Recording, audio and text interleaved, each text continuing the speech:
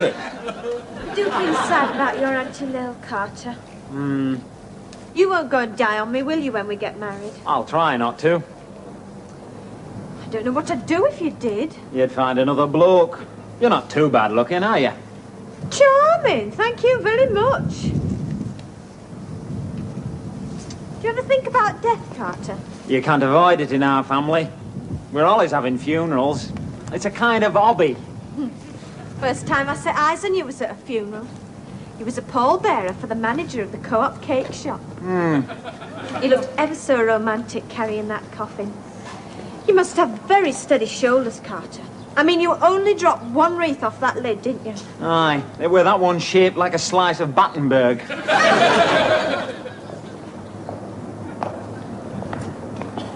you ever think about growing old, Carter? I do. I wonder what it's like not wearing false eyelashes. And I wonder what it's like only paying half price on bus. When we grow old and decrepit and have to wear bed socks, who would you want to die first? Me or you? Me. Why? Because if you die first, I'll have to go to your funeral and look sad. Well, that's no hardship. You never look happy. Well, we never go anywhere to look happy about. Oh, yes, we do. Monday night we went to warehouse to choose wallpaper. Tuesday we went picking out lampshades. Wednesday we went to doctor to be tested. Thursday We stayed at home with your mother and played Beetle. Where's the fun in that?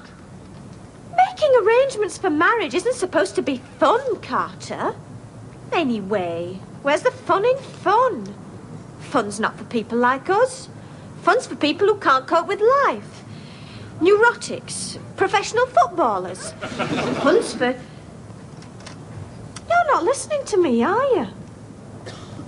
What are you staring at? The scenery. Smashing, ain't it? Smashing? More like bleak and depressing. That's not scenery. Scenery's what you get on calendars when you don't have naked women. You ever seen a naked woman, Carter? No, don't answer that, and don't be rude. Would you like to see me naked, Carter? You will do, won't you, when we get married? You can see me naked on the first night of our honeymoon if you promise not to look. Come on, let's be having you home.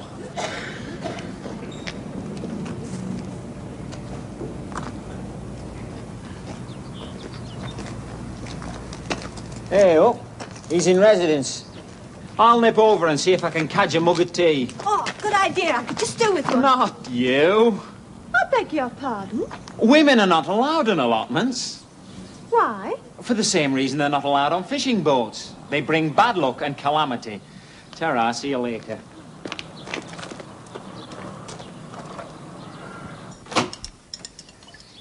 Hey, up. Looking for sanctuary, are you? Sit your hand down, I'll pour you a mug of tea. Oh, would you prefer it in a jam jar? Mug'll do. We've had a terrible afternoon, lad. Well, I served all through First World War. We've had recordings of your Uncle Bob coughing, your Uncle Bob stropping his razor, your Uncle Bob sucking tangerines. About the only thing we've not had's a recording of his bloody death rattle. I served all through First World War. When we came out, they started on about handbags. Uncle Bob never had an handbag, did he? Wouldn't surprise me, the big soft tatter. He made all those clothes for you know. What he didn't know about gussets wasn't worth talking about. He knitted all them romper suits for you when you were a lad. He even made his own underpants. They fitted him no better than them romper suits fitted you. It's no wonder he rode his bike funny. Well, I served all through First World War. Handbags. When women get on their own, they can only talk about containers. Containers? Aye, containers. They're handbags, the Tupperware, the wombs. I served all through First World War. You want to run away, lad, while you've still got your freedom. But that's precisely why I served all through First World War. Why? For freedom. So man could be free of tyranny and oppression. So man could have the dignity to stand up for his rights. So man could look great dictators straight at eye and say, I'm not going shopping for bloody line over you, I'm going for a pint with lads. Wish I'd taken the plunge and run away before I married your mother. Yeah. I always wanted to travel and see the world and have adventure. Instead, you got married and settled for a life of drudgery. That sort of thing seems to run in the family. Ah, life's a rum business. Here we are, talking about travel. We sat in a railway carriage, what must have covered thousands and thousands of miles. Look at that. Lancashire and Yorkshire Railway.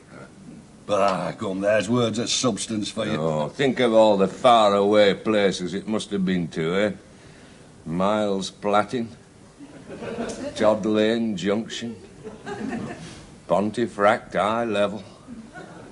Them names bring tears to your eyes. Ah, if only we could put wheels on this carriage and hitch it up to some great steaming, snorting loco. Just think of marvellous places we could go to. Ah, not with our luck. Before we got past the compost heap, there'd be a bloody derailment. Listen to me, Carter. My father only ever gave me one piece of advice, but it was one of the finest tips I'd ever heard. What was it? Never marry a woman with a bad cough. On certain occasions, it can be very painful.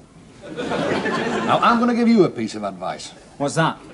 Well, if you won't run away now while you've got your chance, for God's sake, when you get married, remember this one cardinal rule.